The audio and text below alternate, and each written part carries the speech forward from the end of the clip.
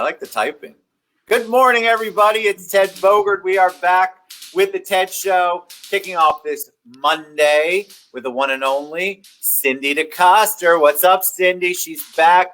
It's Fierce Forward Mondays. We're going to finish up our discussion on embracing the leader within you. We only got to the first three. So much to talk about. Good morning, Cindy. How you doing? Good morning, Ted. I'm doing great.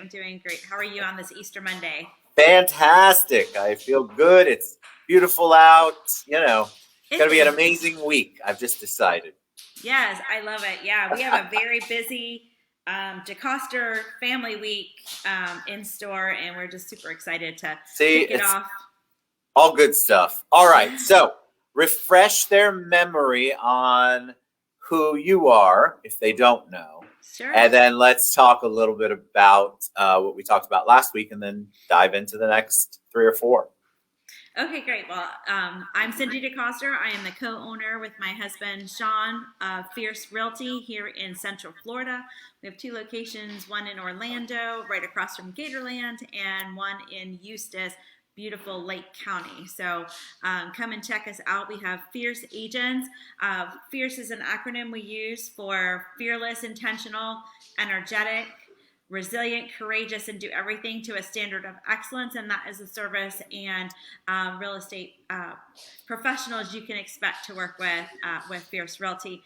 CindyForTheCouncil.com is my website that you can learn more about me and learn about my journey to become the 2022 National Treasurer for Women's Council of Realtors. So thank you, everyone.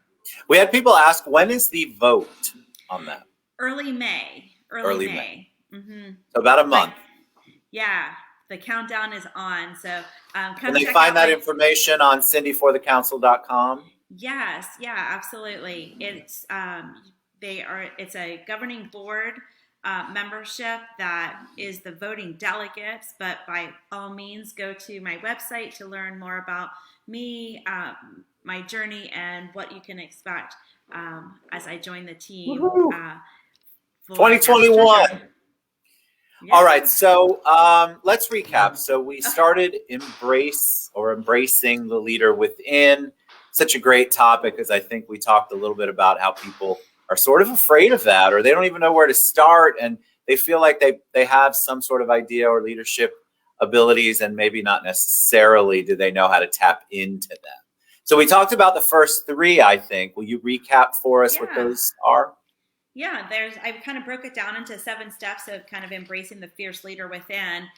Step 1 is to lead by example. You show up in your words and your actions before anything. So by all means, they are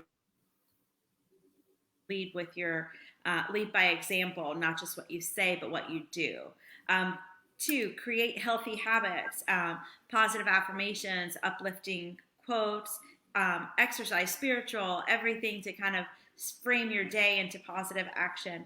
And then remain calm under pressure is number 3. That's really important. Don't let your reaction be your response is a quote that I just completely embrace and need you to as well. That, people will see how you react. And if that is your response, it's not exactly always your best way to show up. So, it's a learned behavior. I feel like I've had to work on it to not, I'm Italian, and I'm generalizing here, but I just feel like we grew up in a very boisterous family, loud family stuff, and reaction was a normal thing. You reacted, you got it out, it was over. Everybody hugged and then had another nice glass of Chianti at the end, even if you were 5 years old. That's another time.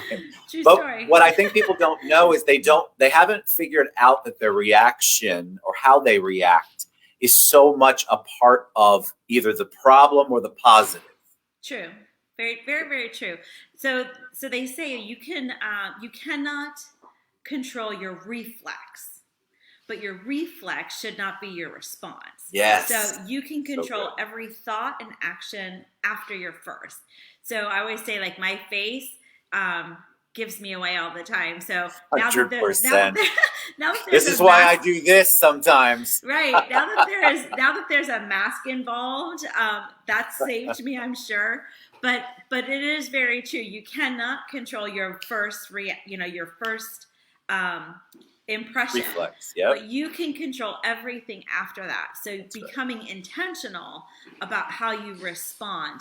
That people look to you for your calm. A lot of people, not a lot of people, there are people that are egging you on and like saying things or doing things just to kind of get your goat. You know what I mean? Yes, button And pushers. Yes, I'm yeah, aware of and those. so learning how to be calm under pressure is a real one. It is a learned behavior for absolute sure, but it's a teaching behavior too. And so, as a leader, to embrace that fierce leader within, really control is the best. Control your response. Make sure that you are seeking to understand what's being said. Why are they asking it? You know what I mean? Really kind of Yes. dive in deep so that you can kind of like process the if you ever will study me or watch me, I'm like my brain is like going 100 miles a minute, going like, why did they say that? What are they looking for? Correct. What, you know what I mean? Like I'm trying to figure out what are they, the why behind the question. And when you Yes. really are teaching your your members, your women's council members, your fellow realtors, your fellow loan officers, whoever you're working with, if you'll teach them how to analyze information and kind of really be intentional about the response, that's that's very, very powerful. And It's very powerful because you can tell people there are certain people that we all know we avoid because they can't, their reaction is always so much worse than even the beginning or the end. It's a very uncomfortable place. Eggshells, walking on eggshells. You have those people who just haven't learned how to have a true reflective moment before they actually react. yeah, But so it's being very hard to, it's not hard, it just takes a lot of practice to train yourself to do. Yeah. intentionality is really true, is really, really true. All right, which so which we leads us into recap. number four, which Yes, leads number us into number. 4. Okay, I'm sorry, go ahead, you started. Recap is good. So Recap number is one. good. Number 4, I'm ready. Okay, so no, yeah, so lead by example, create healthy habits, remain calm under pressure. Those are your top 3. Number 4 is be prepared, and that leads into how to be intentionally responsive. If you are prepared, you should have thought through a lot of the roadblocks that could come up, the potential blind spots and things like that. So being prepared is really important. It is the How do you prepare? Let's talk about being prepared.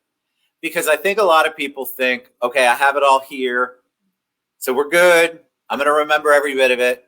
Those people are the ones that drive me most insane because I'm a visual person, and so I need to see it in writing. And the people who cannot meet me there, I usually have a hard time doing business with because they're all ethereal. Right. It's all I up love here. what you're saying. I love what you're saying because it is so this is absolutely what it means to be prepared. So to have a goal, that's great. You know where you're going, you know where your destination is. But being prepared talks about the planning process. Talks about the planning process, making sure that you are setting the dominoes up so that they line up to finish on point, and knowing when you hit a milestone that you are on track or off track. So so having incremental pieces along the way so that you can double check and recheck that you are either on track or you are way off pace. Yes. So that's where that so fierce, focused, and flexible is one of my washes that I like to do. So be fiercely focused on your goal, but you need to be flexible in your strategies to make sure that you can adjust your sails as the winds shift. So it's not meant to derail you or or topsy-turvy your boat. It's meant to, okay, now it's time to shift your sails to kind of use the momentum of the wind behind you. But Yes. it takes somebody to be really understanding, really thoughtful of that big picture, so that if you are analytical, I can show you facts and figures and bottom line it for you. Or if you are a visual learner, then I can paint the picture in the light that you need and speak in the language you need to hear. Yes. But if you are not prepared and you only have recorded a script and memorized a script, then you do not know how to translate into the language of the people that you are leading and that you are speaking to. Agreed. Make sense? I Yes. totally So agree. that is the big 50,000 view picture of what it means to be prepared. Like, you have to know the ins and outs, and be prepared that, you know what, you may hit a blind spot that you hadn't thought about.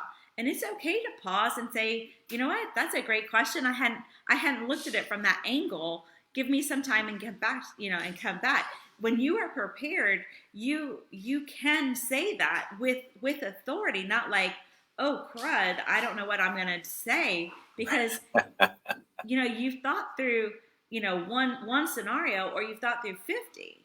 And somebody That's that's right. thought through 50 scenarios and comes up with one that they hadn't thought of, that you That's can prepared. tell, that you can tell by their body language and their real like thought provoking pause. Does that So make true. sense? Yes, Yeah. totally. All right, be prepared. Be prepared. Make sure that you know that you are creating. If you are a fierce, embracing that fierce leader within, you are creating more leaders, not followers. So you have to be prepared to kind of speak in the different languages. So I love that. Number 5 is be disciplined. Like, you have to be disciplined. We have squirrels exist all over the place, right? So we are the highest. I can't even help but, like, I see a car drive by. Listen, I see a car drive I'm by, and guilty too. I can't help but see it out of the corner of my eye and, like, turn. It's not that I'm not paying attention. It's just like, I'm observant, and therefore, when you are observant, you are constantly seeing, hearing, reacting to your environment to kind of absorb it and use it for your greatest purpose. But clear focus on your goals. Make sure that if you have something to do, you are blocked off, and for me, I am close the blinds. I am, tunnel vision, and I am get to work. And Because we have to in our world. I think people, if you have a schedule where it looks like it's blank all day, and you try to convert that to a day like Cindy and I have, or most of the people who watch the show have, it is very difficult for you to understand if you're one of those people with a blank slate and one of those people like us. They get stressed. I actually have people who have looked at my calendar and said, I'm stressed out.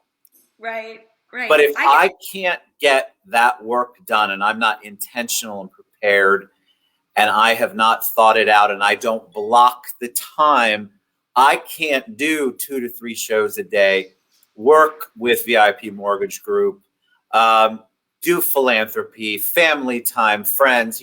I don't know how anybody Correct. functions like that.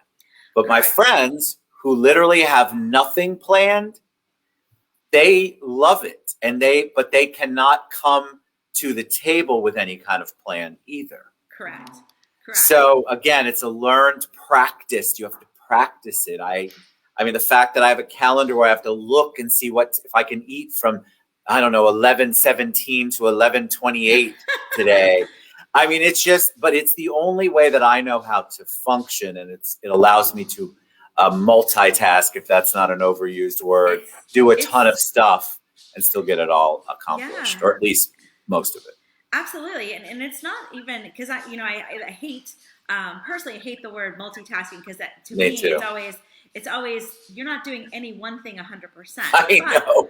But jack of no trades is what I am. Yeah, correct. But if you can move swiftly between task to task, then you can absolutely, by being disciplined, you can check it off the list.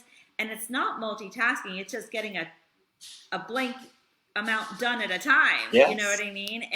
And it's with a purpose. So again, it's being fiercely disciplined and treating your schedule with respect. It really, so I could fully be here, and then, random internet falls down, power goes down, and then we're like, oh, What do you got to smokes, do? like, okay, so yeah, so it's being disciplined to make it all happen, Yes.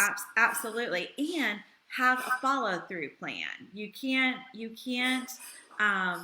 just wing it and expect it to happen. So when you are disciplined, kind of like they talk about working like you are going on vacation the next day. Yes. You are never more focused, more clear, and more checking things off the list with a veracity than the day before a vacation. Am I right? It's so Right? true. It's so It's so true. true. But what does it mean? You are planned and disciplined. Like that's like absolutely. And you are distraction free, because the next what the next thing is so awesome. I Nothing know. nothing is going to distract you. That's So right. and speaking about your schedule being crazy, like ours like the both of ours is what I'm tongue tied this morning. Me too. You're good. But um, you have to be so on point, and go. You know what?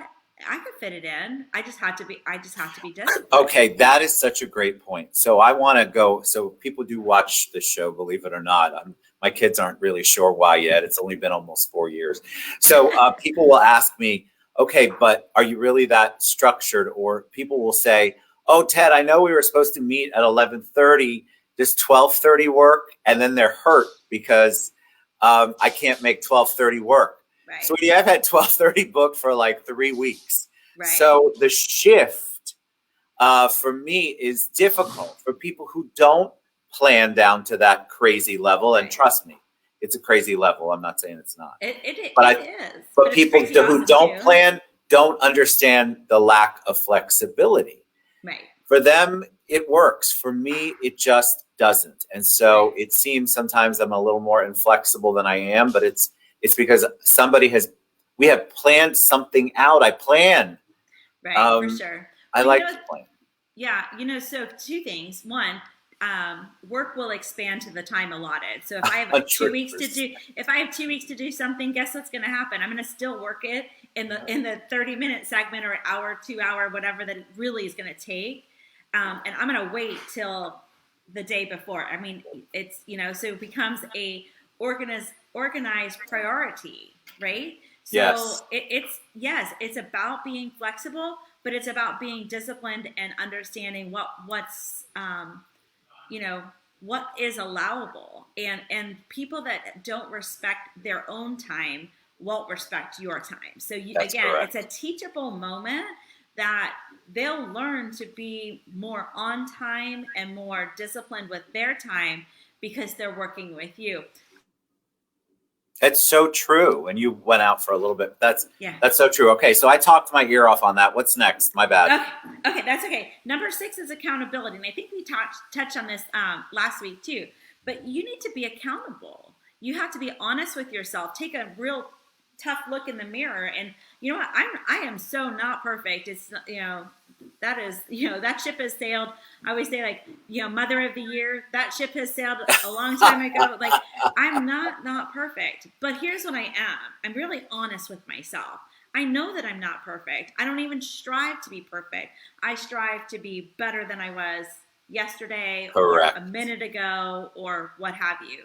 And so be accountable. In order to be accountable, you have to be honest. Like, you know what? You can't wish to lose weight while you're eating chocolate cake. It doesn't, that's like, look at yourself. I've experimented. It doesn't really work.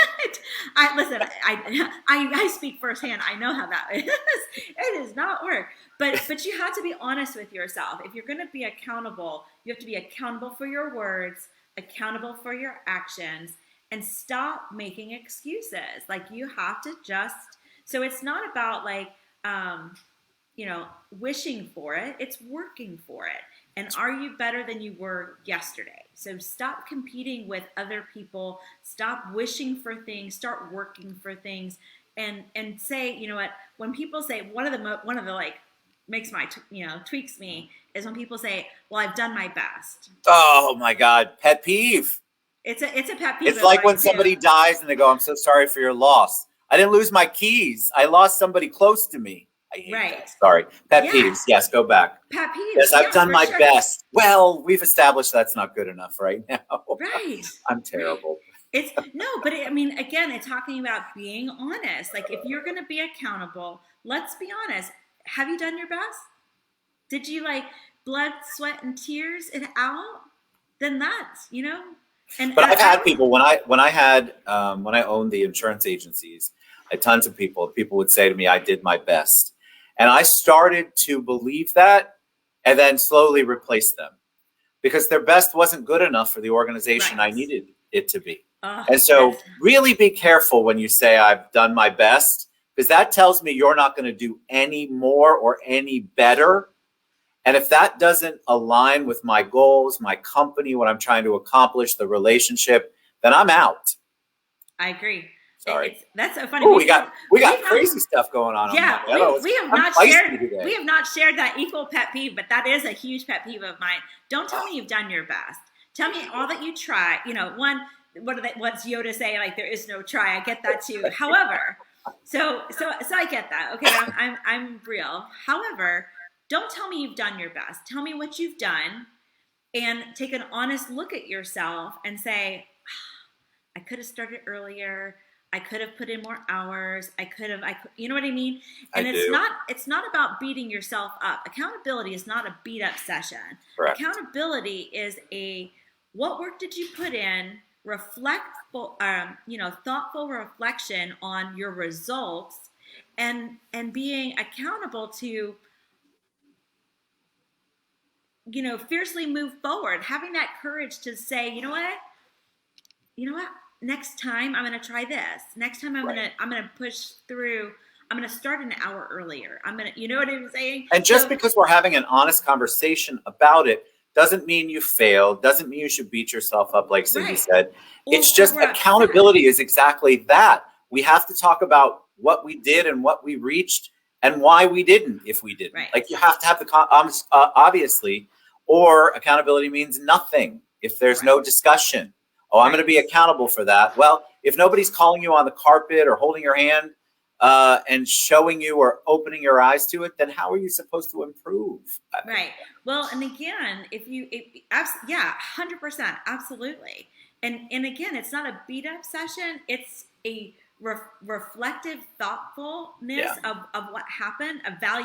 A blameless evaluation is what accountability is. That's probably a good way. I love that. Very good. A blameless,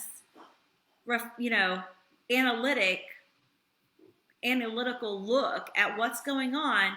And if you had the opportunity to do it again, give me some strategies of things that you would do differently. That, to me, is accountability. Not just like, oh, that sucked, sorry. Like, that's not accountable. That's just, that may be the ownership. Owning that you didn't succeed. And I understand, I have certain parts of my life where I have accountability. I mean, a ton of them, but the ones that I'm like you guys. Sometimes I don't like it. I mean, let's be honest. Sometimes when somebody holds up the mirror, I'm like, damn, I don't really care for that right now.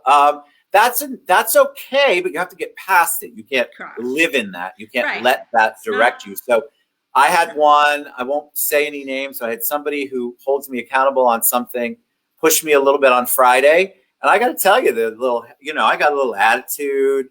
I was a little bitchy. I don't know what was wrong with me. But I took a deep breath and I'm like, that is exactly what that person needs to be doing for you, Ted. You need to do a better job. Right. Just because I got it doesn't mean it was easy to swallow, guys. Correct. So don't just think that everybody out here, Cindy and I, are the best and we're accountable to anybody. And I really do challenge it sometimes, but I don't let it rule my world.